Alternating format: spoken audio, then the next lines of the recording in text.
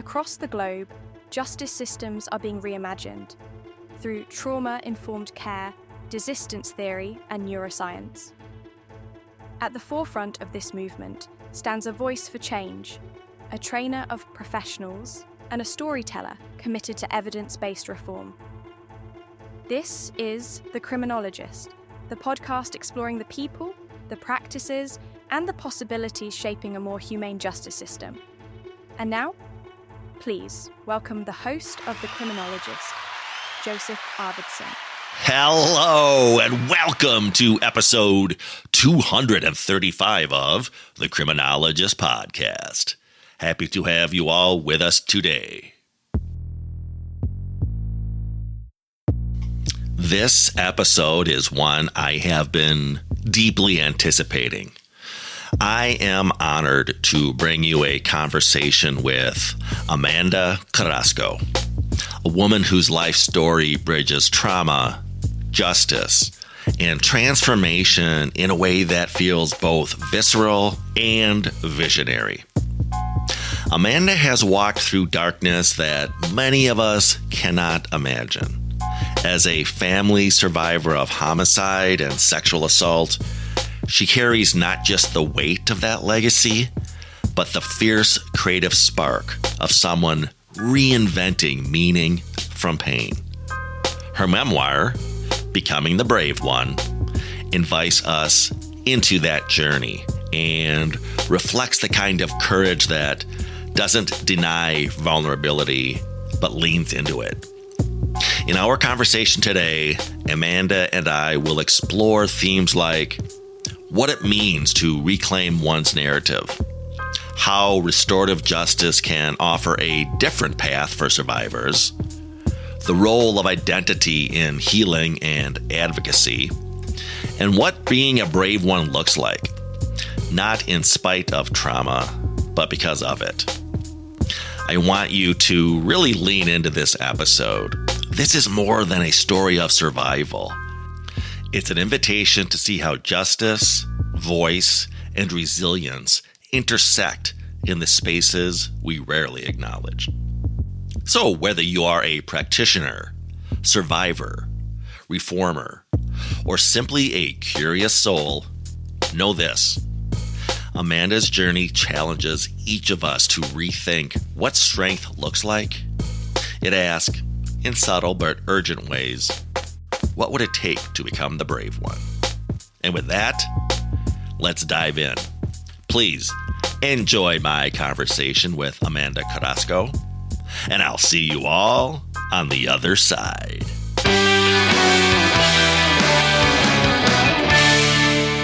Well, welcome to the podcast, Amanda. So great to have you here.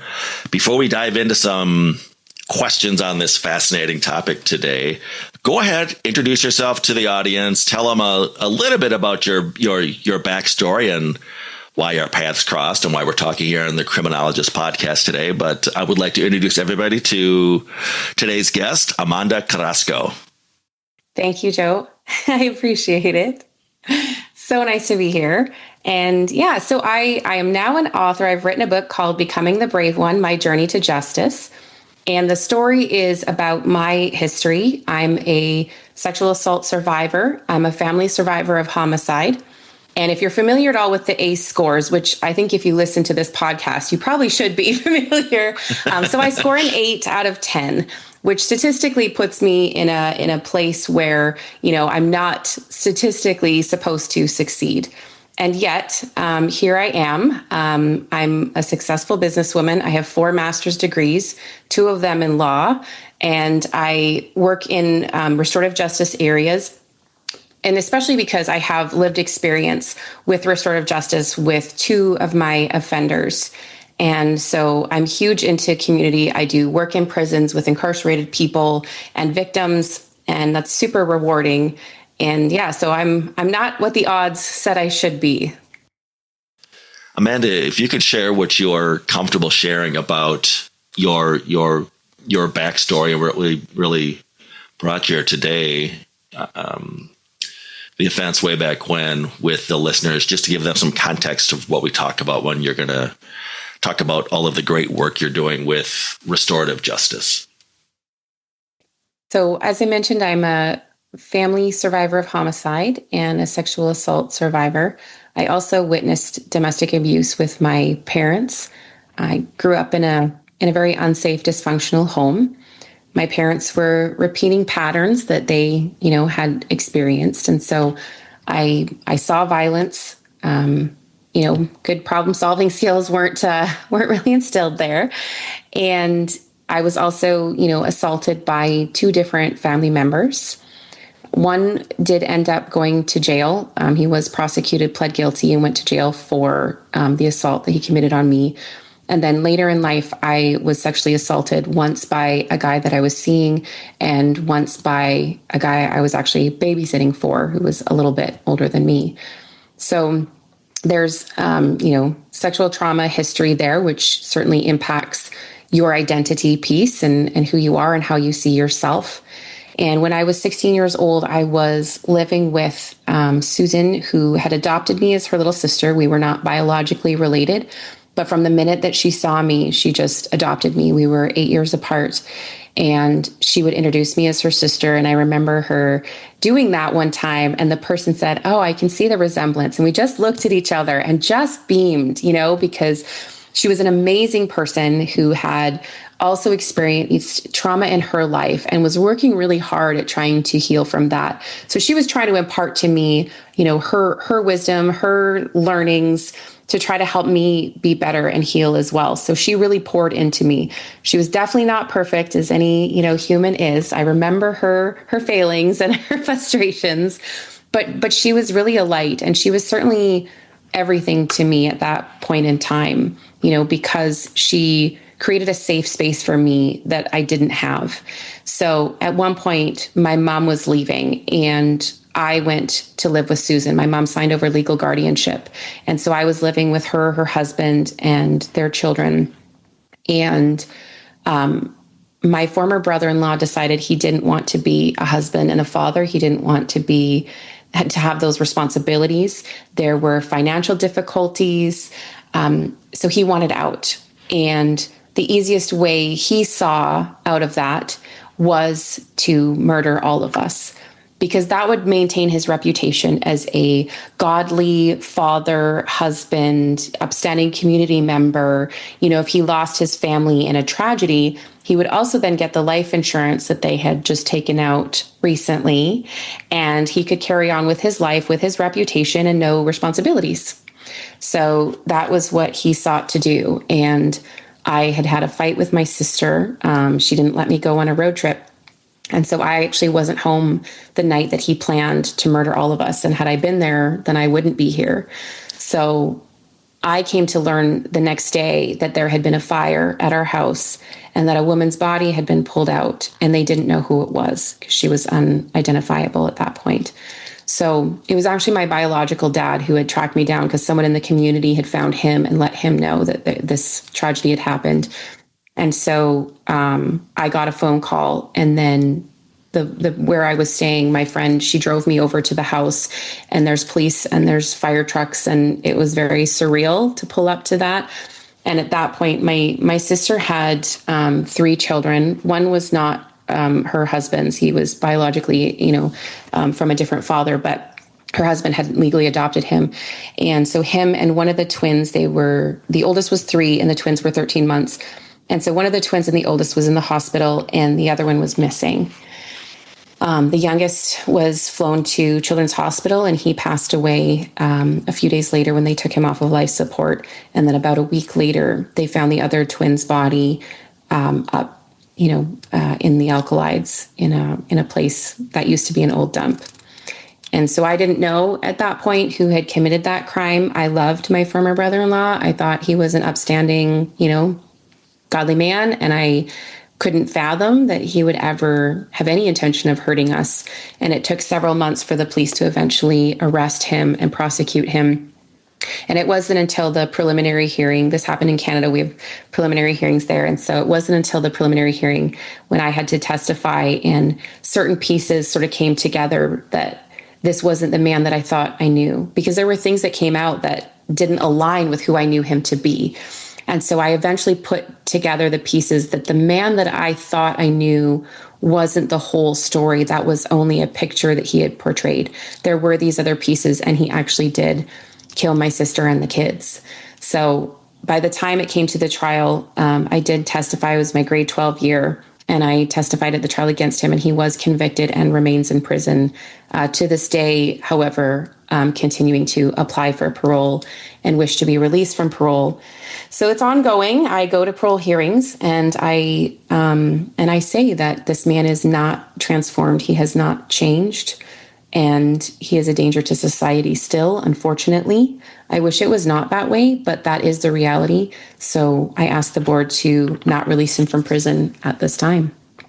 Thank you for sharing that, Amanda. I really appreciate it. Regular listeners of this podcast are familiar with that term, restorative justice. But for those who may not be, Amanda, can you maybe give sort of a restorative justice 101 definition to the listener? Absolutely. Restorative justice is a different perspective on finding justice. At the core of it centers around community and the fact that we have these interrelationships with each other. And our current system really pits us against each other. It's adversarial.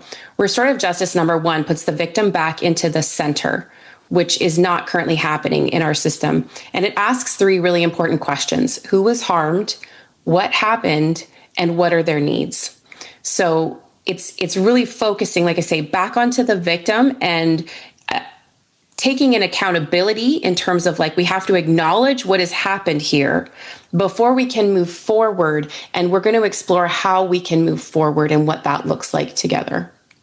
You mentioned you've worked in a couple of prisons. Maybe just give some, three-dimensional aspects to what that restorative justice that you just articulated looks like in practice. What have some of those experiences been like for you going into the prison and really practicing what you preach?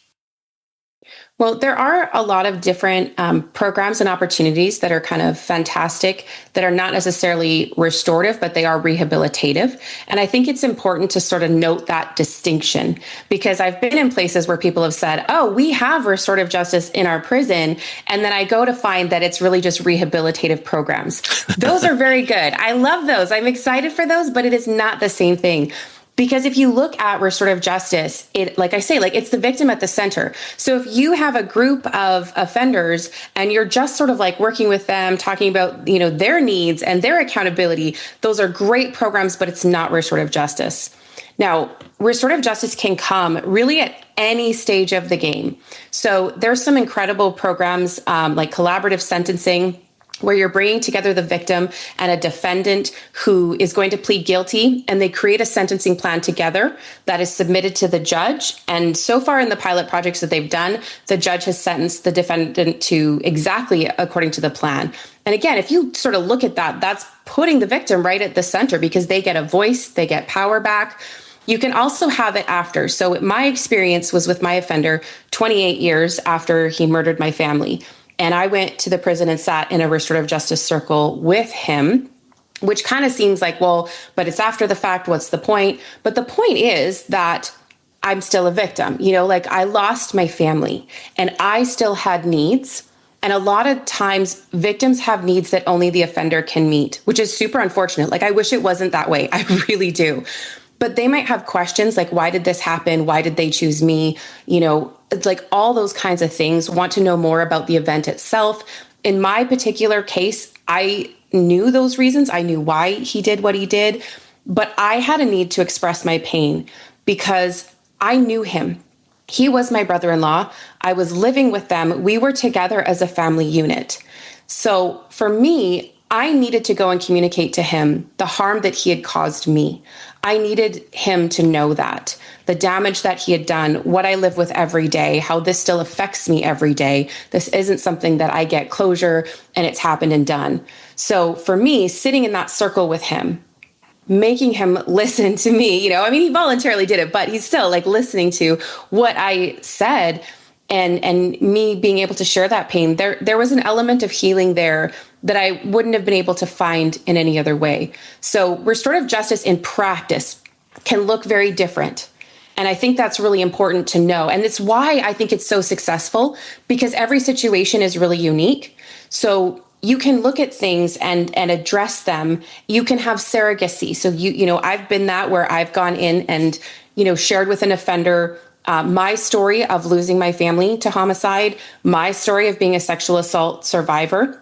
Because in some cases, it's too risky to put the two parties back together. So there has to be risk management. We have to make sure that we're not doing harm, that we are ensuring safe precautions for all parties. There can also be letter writing. Like, there's a lot of different ways that this kind of process can happen. But again, focusing on the victim and what their needs are, and accountability and responsibility moving forward with the parties. I was making mental notes as you spoke there, and I love that you did a deeper dive on that concept of restorative justice. I think a lot of individuals, even professionals in the field, such as criminal justice practitioners, only think of it as sort of the the front end, the preemptive. For example, I've written pre-sentence investigation reports over the years, or I've been in court during sentencings where the victim impact statements are read. And I think to a lot of individuals, as I said, even those in the field, that's their definition of restorative justice. It's just sort of the preemptive. And it wasn't anything that you described as far as, and I hate to use that term closure, because as you know, it's so overused and there's really no closure. But like, as you said, sort of the ongoing 28 years later, you're still participating in, if you will, in a form of restorative justice. So I love that more holistic approach. And I made a note when you use that term surrogacy. Expand on that a little bit. It almost sounds like you're in somewhat of a liaison role, if you will, for those victims who, for a variety of reasons, I imagine, can't sort of go face to face, as you talked about that. Expand on that practice of surrogacy. I love that term. I mean, I think you hit that on the head right there, right, in terms of being a liaison, because you're right. There can be a variety of circumstances. Take, for example, a victim whose offender has died. Now, there are certain answers they're not going to get because they have passed away. But I know, because in my case, the offender who took the life of my family, he's not remorseful. He's not repentant. And again, like typical, I hear all the misnomers about RJ, which is, you have to have an offender who is remorseful. You have to have someone who's willing to take full accountability. And I would say in most cases, yes. But, because it's RJ, there can be exceptions. So mine was. So for me, the work that I've done in prisons too, with incarcerated people, I've worked with men who've committed murder. And that was actually what sort of started me down my path towards being willing to look at RJ in my case, was working with men who were so remorseful, who took full responsibility for what they did. I was like, oh my gosh, I didn't even know this was possible because I didn't have that. And so watching these men own their things, change their lives, become healthy, contributing members of society was revolutionary to me. That in and of itself was healing. And it was a form of surrogacy for me because they gave me something that I didn't have. So in turn as well, like a lot of offenders, they're not allowed to contact their victims. And I understand that principle. It makes sense. We want to protect victims. However, we're also then denying victims the opportunity to sit or hear from, again, doesn't have to be face-to-face, could be letters or whatever's, with someone who's really genuinely remorseful. And I see that in some of the guys that I work with, like they'd give anything to go back, to change it, to make different decisions, and they can't, but they're so sorry. And I know what that would do for me to have that. And I feel like we're denying victims these opportunities. So I encourage victims to reach out. It's part of what I do is advocating for victims to say, hey, listen, like, is this possible? Are you interested in talking with this person? Are you interested in hearing? There's been incredible stories that have come out. Even there's a case in Canada where there was a man who was convicted of murdering his girlfriend, and he was found guilty of that crime, but he had a previous girlfriend who had gone missing. And so, of course, everyone was like, oh, he killed the second girlfriend. and the first one's missing, you know, like you can put the pieces together. But in terms of having evidence and prosecution, like they couldn't do that. They didn't find her body. You know, there was nothing they could do for that family and that case. And so my restorative justice caseworker, he actually had sat down with this man and worked together with the families of both of the girlfriends and brought them at different times face to face with this man. They had their restorative justice circles. And the day after these things happened, he came forward. He confessed to killing the first girlfriend. He told them where to find her body. They couldn't find her remains, unfortunately, but he told them like what happened, where she was. And he ended up getting more jail time. And that was because of that restorative justice like circle. That wouldn't have happened any other way. So we're really robbing victims of a lot of things that we don't realize because we're like, just keep them apart, keep them apart. But there's a lot of places that we could bring people together that could bring a lot of healing. But again, when that's not possible, then having someone else come in to help, again, for victims being able to share their anger, share their pain with someone who's maybe done something similar. That connection between those two parties can also still be super powerful and super healing. You're tapping into a theme that I just love, which is that of the power of perspective taking.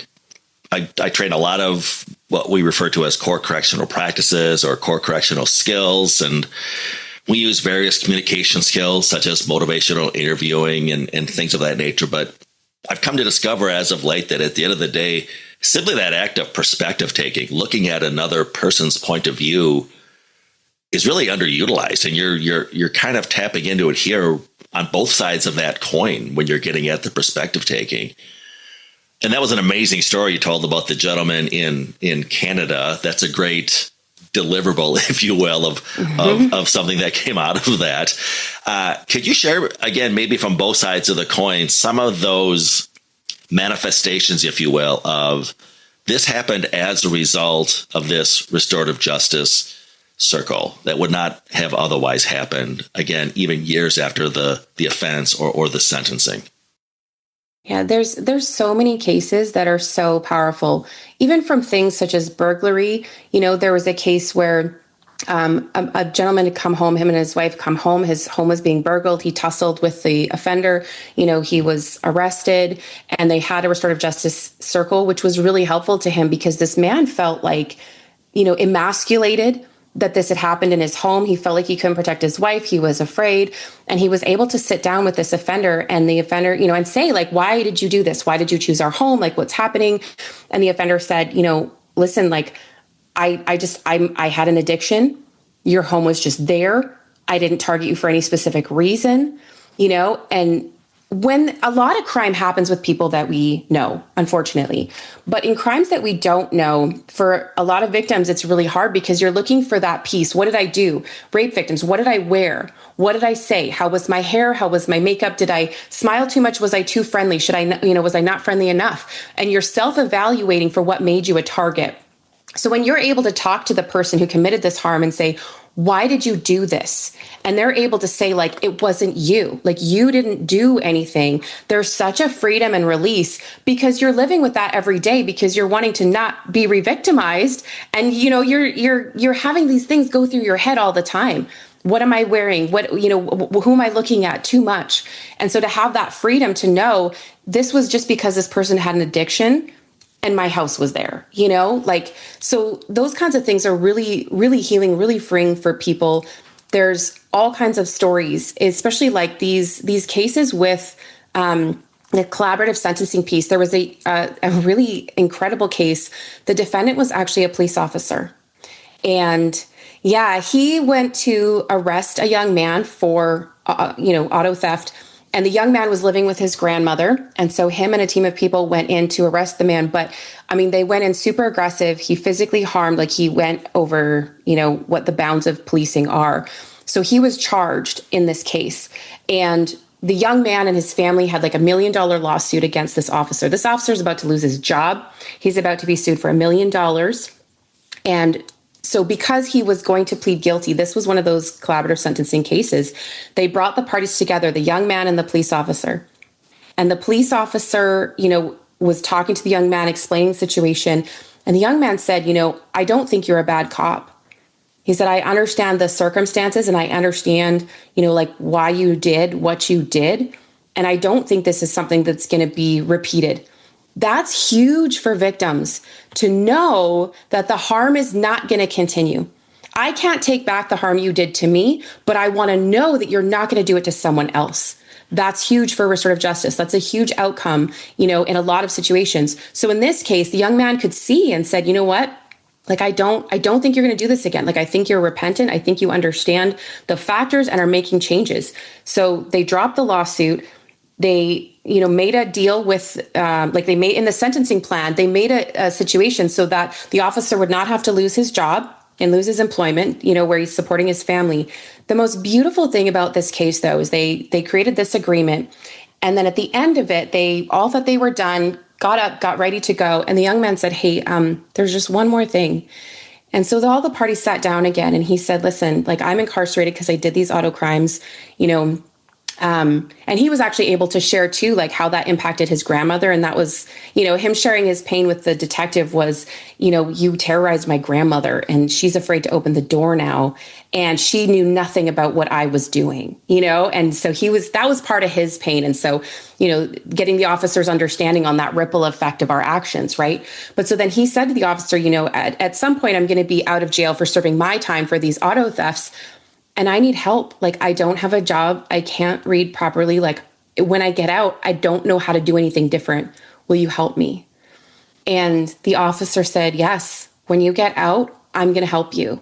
And so that's it was such a beautiful story. And the officer has held to his word. The young man's still currently technically incarcerated, but he's still holding to his word, checking on, and, they're ready to go when that time comes. So that wouldn't have happened. This officer would have lost his job, lost his income. The young man would have just, been angry. He would have perpetuated and continued in a life of crime without this meeting. So one of the other really amazing cases I want to talk about too is out of England, which is my friend Jacob Dunn. Jacob is a young man who was, in a dysfunctional family growing up, choosing sources of violence, drugs and alcohol, and that lifestyle kind of a thing. And he was a scrapper. He would get into fights. So one night, he got his friends kind of called and said, hey, it's going down. And so Jacob came in and he came in swinging. And there was a young man who hadn't said a word to him, hadn't done anything. And Jacob just punched him. And he said when he punched him, it felt different, and he was kind of like, this is weird. And the young man went down and Jacob ran. And then I don't remember the exact time, but I think it was a few days later. And this young man died just from the one punch. And so eventually Jacob was caught. Someone turned him in. So he went to court. He pled guilty. And in pleading guilty, obviously, there's no trial. So information doesn't come out. Jacob went to jail and was angry and bitter. And he was determined that when he got out, he was going to get revenge on the person that ratted him out. He was just hell-bent on that. And in the process, he went to jail for 13 or 14 months. And the victim's family learned about restorative justice. And so they sought it out. But by the time that the process kind of came to Jacob, he was about to be released. And so the restorative officer said, please don't be surprised if Jacob says no, because there's no benefit to him. He's about to be free and live his life. Why would he want to talk to you guys? I want to set expectations here. But Jacob actually decided when approached that he did want to do this. He kind of felt like he did kind of owe a little bit, he had some guilt, he was, he's still a person and he felt a little bit of guilt. And he said, okay, so he did. So they started with a letter writing campaign. And so the victim's family was able to ask him these questions about did our son spill his pint? It's England, right? Did he spill his pint on you? Was there an issue with a girl? Why did this happen? And then, do you have martial arts training? How could you take our son's life with one punch? They had all these questions for him. What's your life like? Where did you come from? How has this happened? And that gave Jacob this opportunity that he had not had before, which was to sit and reflect. And he had to determine the answers. How did I get here? Why did I do this? And the harm that he had caused, he had to sit with all of that. And that was transformational for him. So he wrote them back and said, I don't have any martial arts training. I don't have an explanation. I'm so sorry. I don't know why your son died. I've punched people before and it hasn't happened. I don't know, and he had to say I'm so sorry. Your son did nothing wrong. I took his life for nothing. and that he had to sit with that. And Jacob still has to hold that the rest of his life. And I know that he does. But in that, though, then they started talking, and he said, because they're like, what's your trajectory of your life? And he said, well, he hasn't finished high school yet, and that kind of thing. And so they said, well, maybe if you can, finish school, like, let's meet. And it gave him a goal to work towards. So he started improving his life, for this victim's family. It was something he could do. And I mean, it makes sense and is good anyways. So he finished his schooling.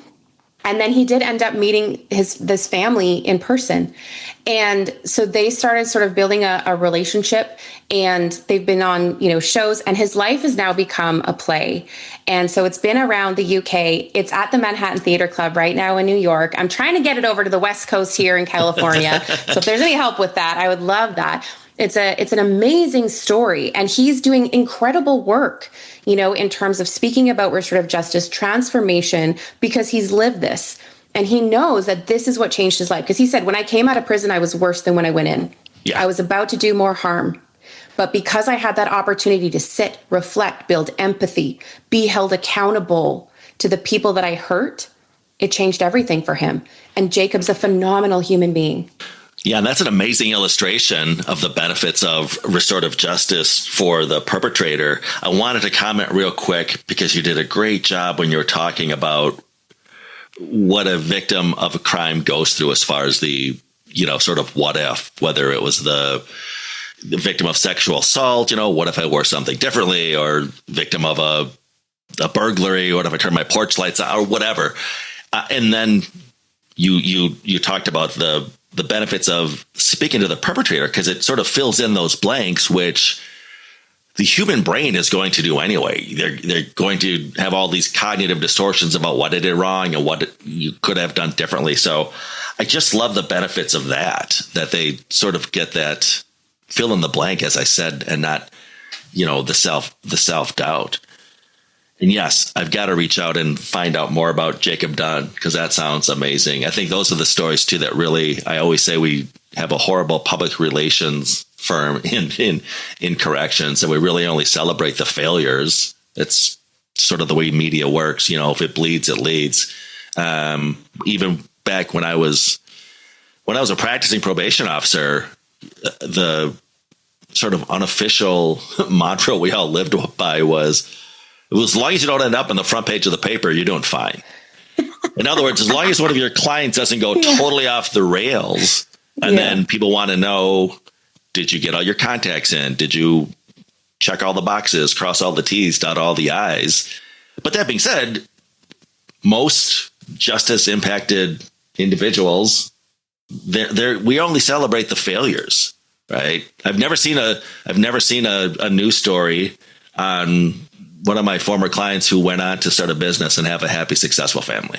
I've never read a news story about one of my clients who went on and never reoffended again, right? It's almost as if we only stand outside the emergency room when the ambulances roll in, and that's our critique of the medical field. But we never say, hey, go up to the pediatric unit or go to physical therapy. We just celebrate these horrible failures, and we need to celebrate more of the Jacob Dunns of this world.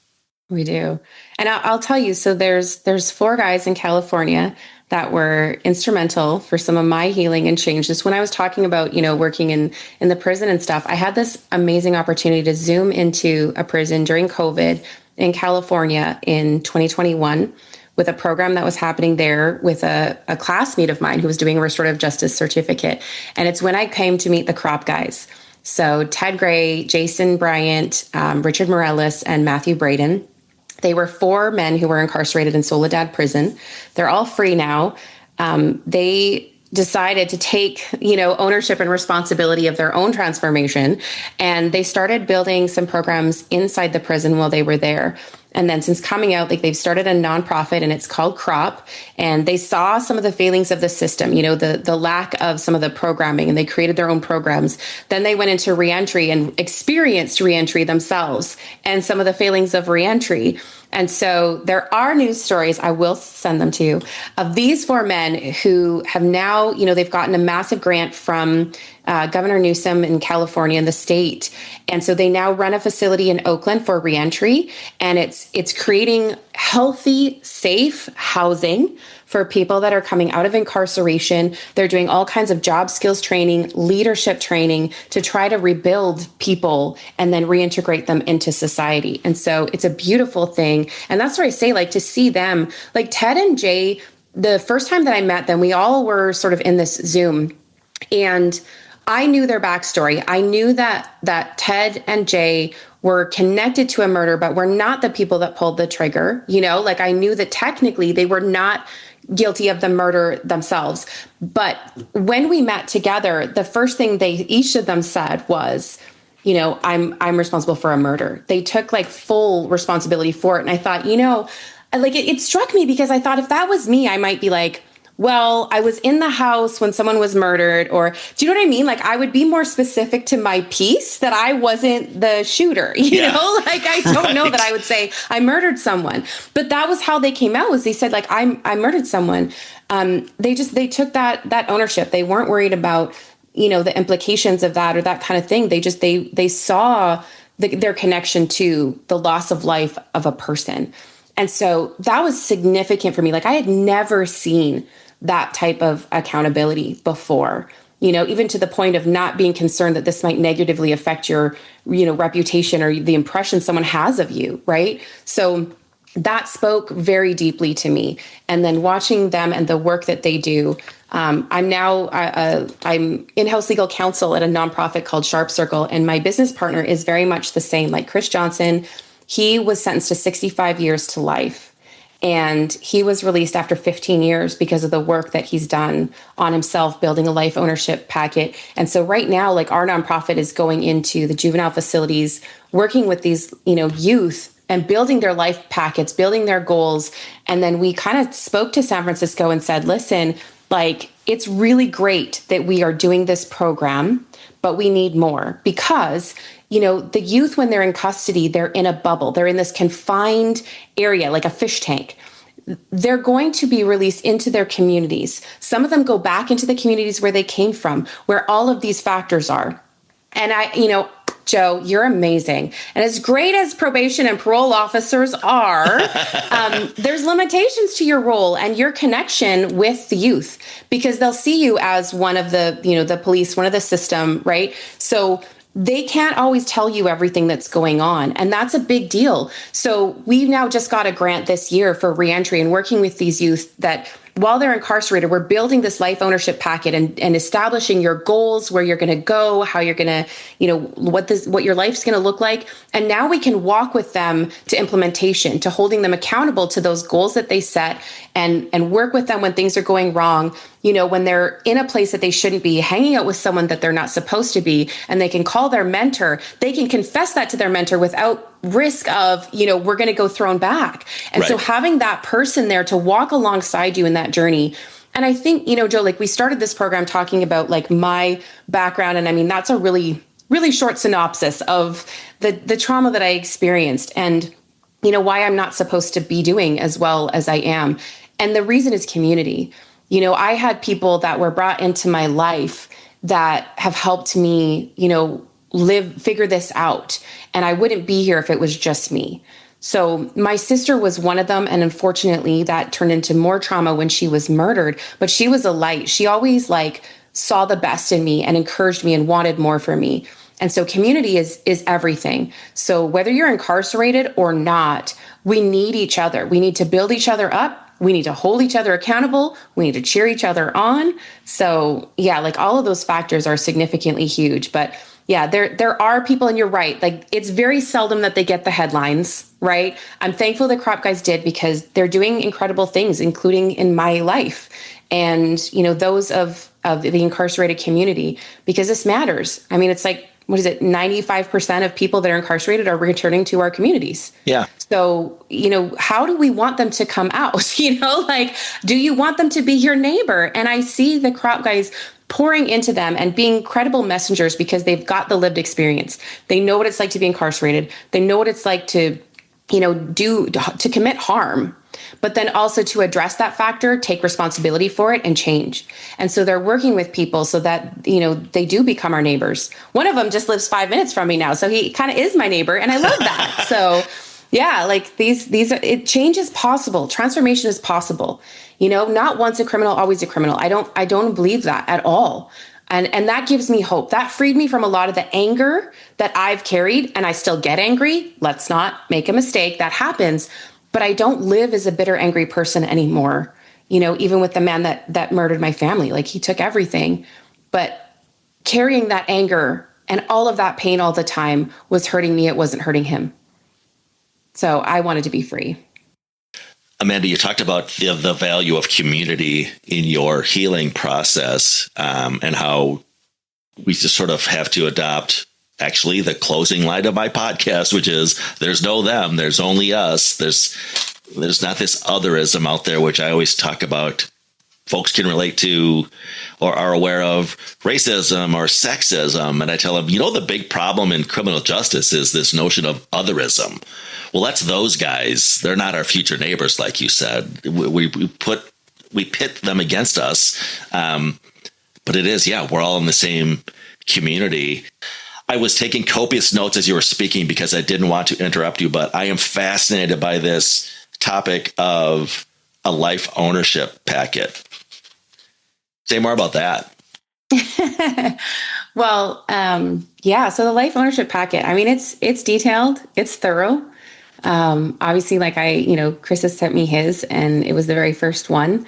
And then it is what we use, with our clients and our mentees. Mm-hmm. So, I mean, it's really because there is a two factor, right? We need to acknowledge the influences and contributing factors to why we do what we do when we commit harm. And then we also have to take responsibility for that, right? Because if we're only looking at the external factors, then it's easy for us to blame. Well, I did this because my parents were terrible. Well, I did this because, systemic racism. Well, those are very real. Those are absolutely real. Those are contributing factors without a doubt. But so you need to explore those. You need to acknowledge those. You need to look at those and address them. But then you also have to look at, your own self and take responsibility for what could I have done differently in this situation? How can I address this? Some of these factors are still going to be factors when I'm released. Some of them we can't do away with.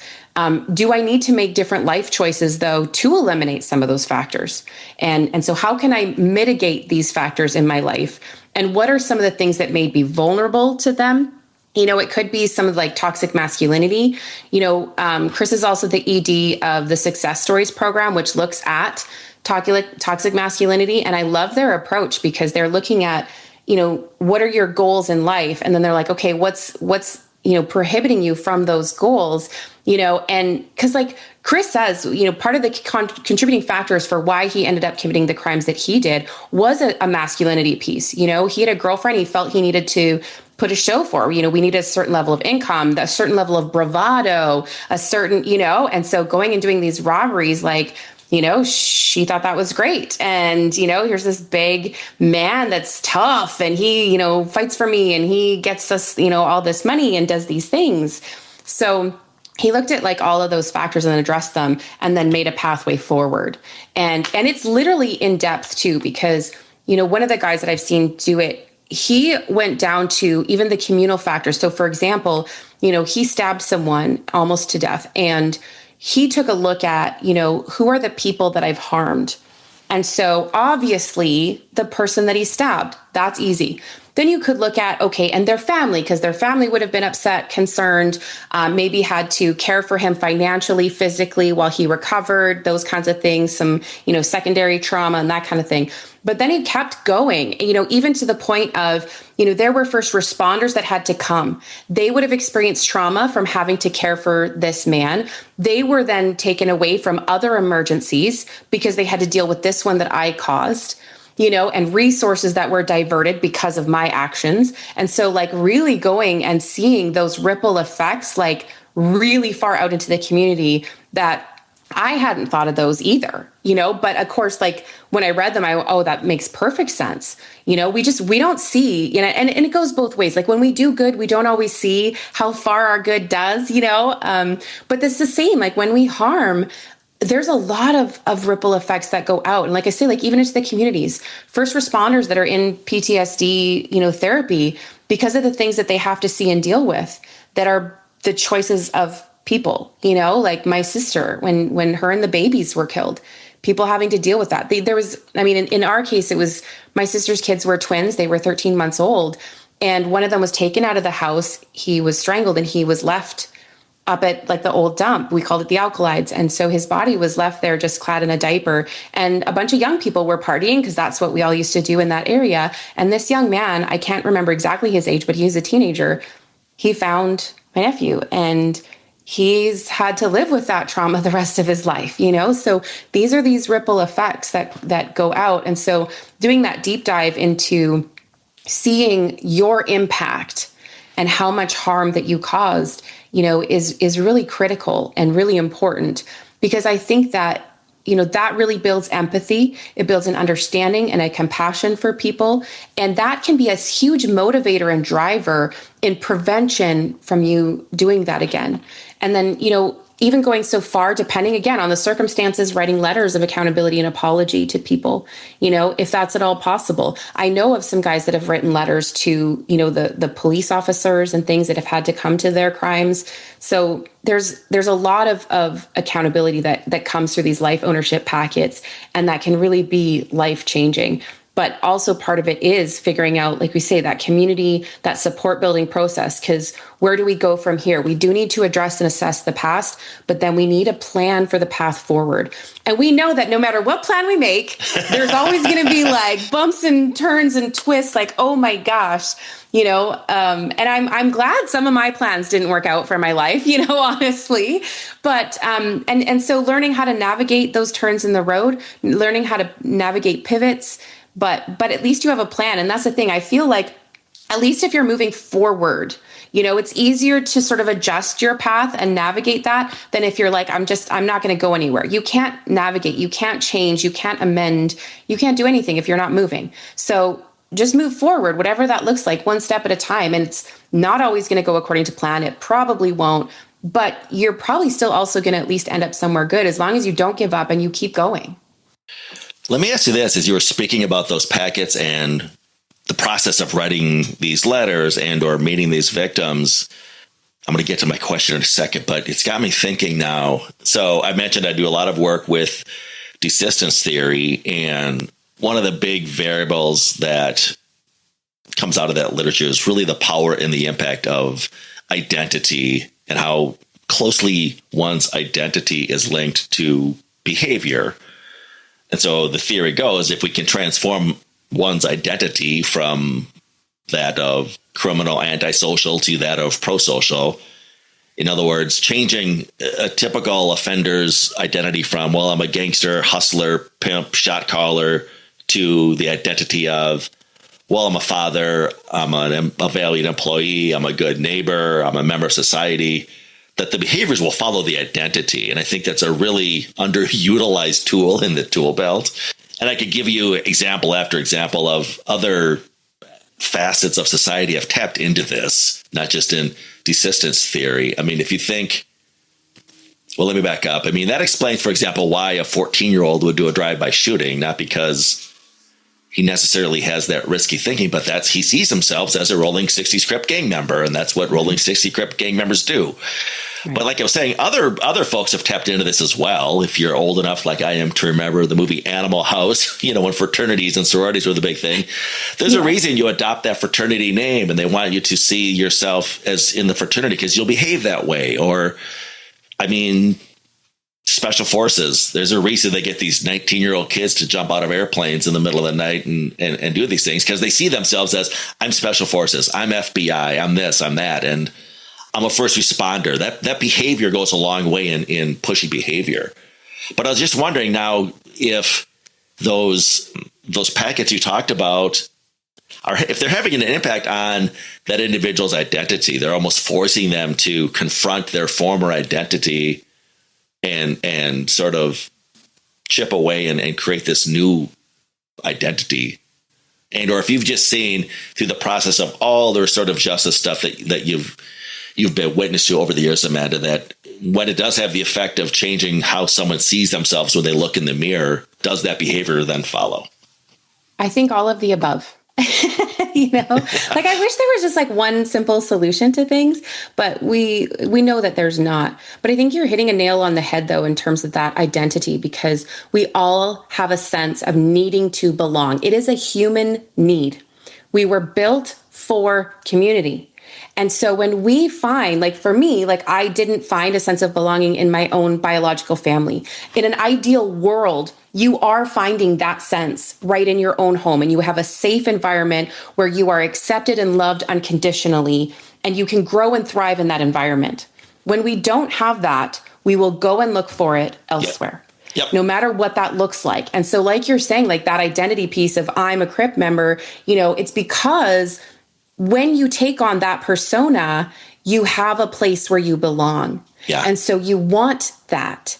Now, I mean, especially young people, they can't articulate that. They couldn't tell you that, it's like young people where, they're like, okay, do you want a parent? No, I don't want rules. I don't want any of that. But like, actually you do. Like, I know you hate this, you'll hate me, but yeah, you do, because giving you some of those rules and those boundaries gives you a sense of belonging and care. Because if I didn't care about you, I wouldn't care what you do. Do whatever you want, whenever you want, however you want.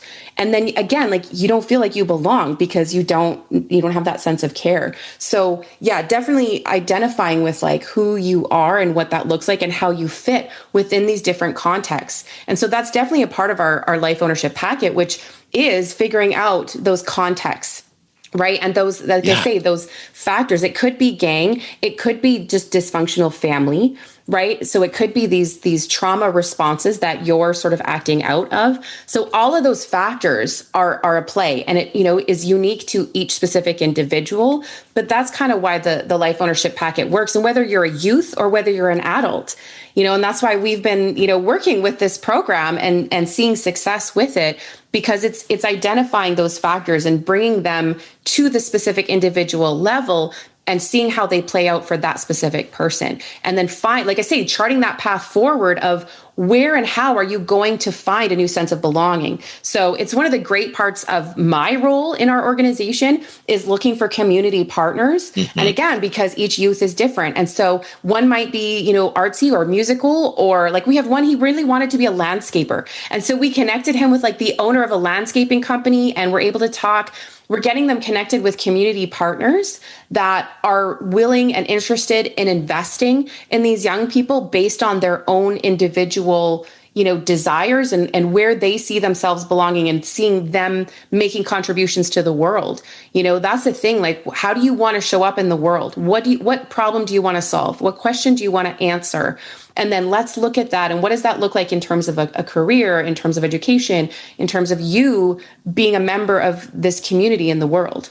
It's like you're in my head, Amanda, because again, everything we train on, when you talked about, we went from identity and then you talked about community. And of course, that's the next big thing as well, is they find that identity within that community. Yeah, they're linked. They're so linked. They're so intertwined. Again, people join street gangs because they want family and community and acceptance. Mm-hmm. Or people who I would contend even struggle with addiction. It's like, they're finding that community, if you will. One of the tips and tricks that we do in our motto, because we know it's all about getting the clients regulated, and this applies in trauma world and desistance world. The question is, we always ask the practitioner to ask their client, do you feel safe and do you feel connected? Hmm. And if you ask someone in a gang, I feel safe and connected in this gang, right? They seek that out as humans. Yeah. And we sort of misinterpret that as delinquent or criminal.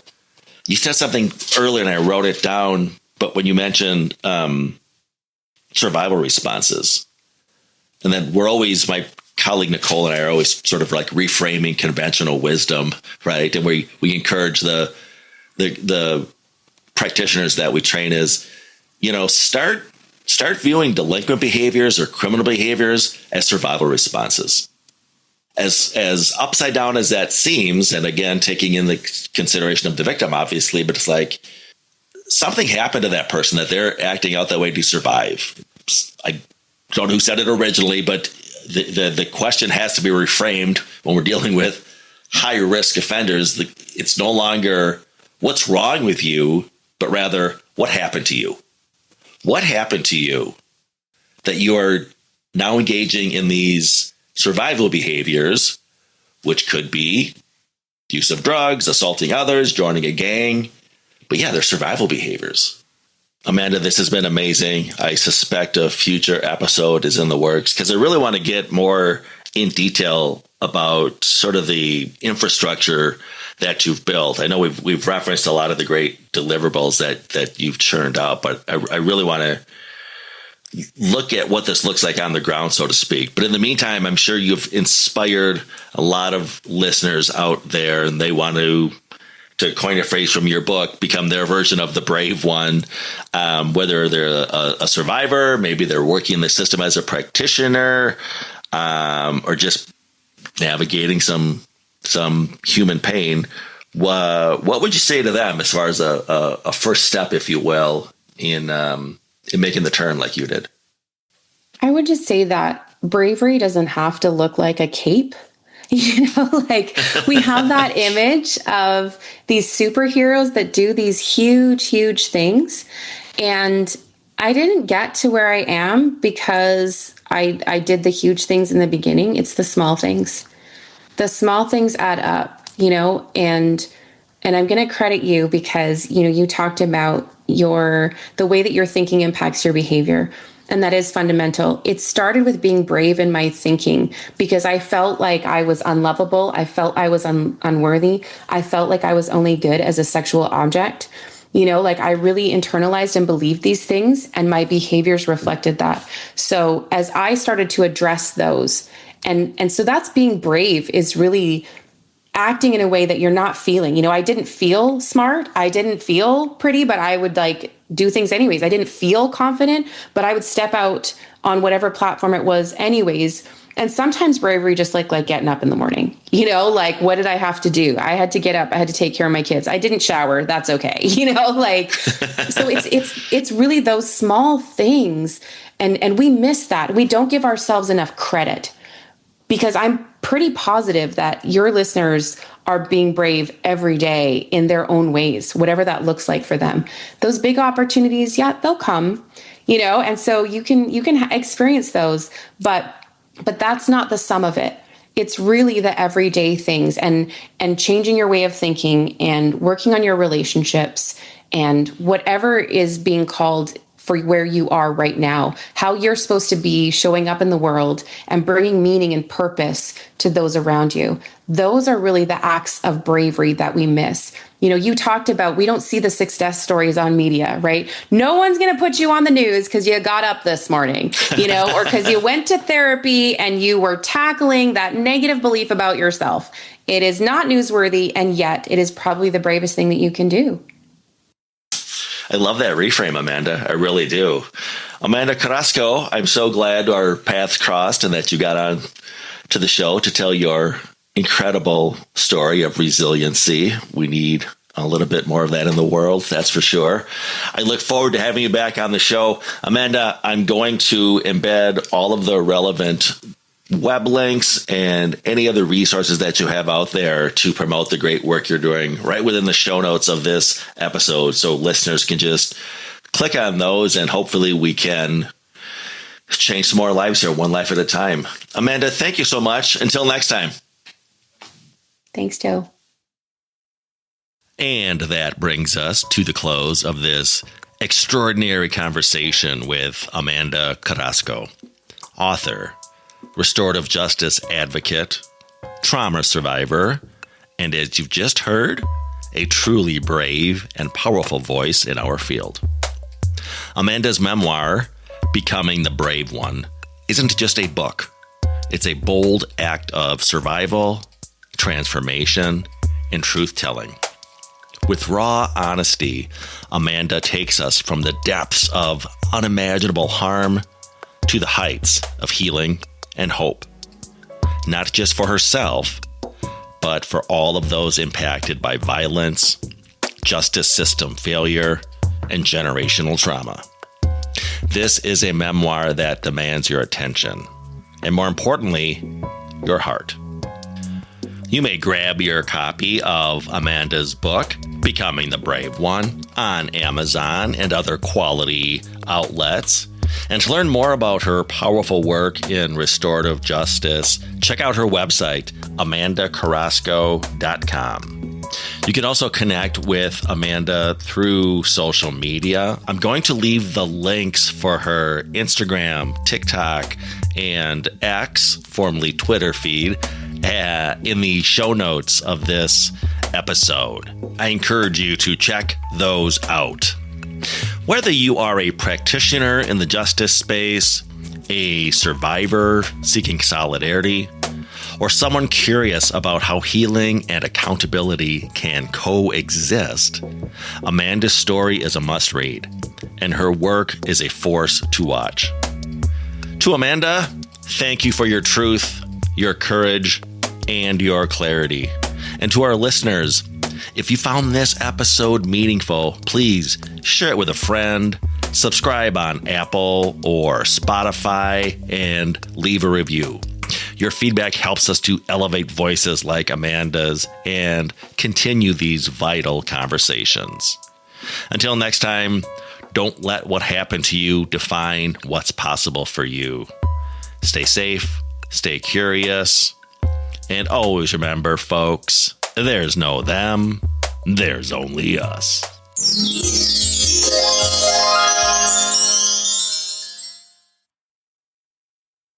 Change is possible. Transformation is possible. Not once a criminal, always a criminal. I don't believe that at all. And that gives me hope. That freed me from a lot of the anger that I've carried, and I still get angry. Let's not make a mistake. That happens. But I don't live as a bitter, angry person anymore.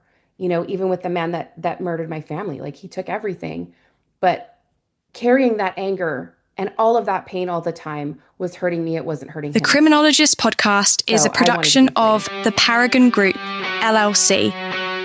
For speaking engagements, training opportunities, program design, or interview requests, visit theparagongroup.llc.com. To learn more about the TIDES supervision model, a trauma-informed, desistance-based approach to community supervision, please visit the TIDESLLC.com.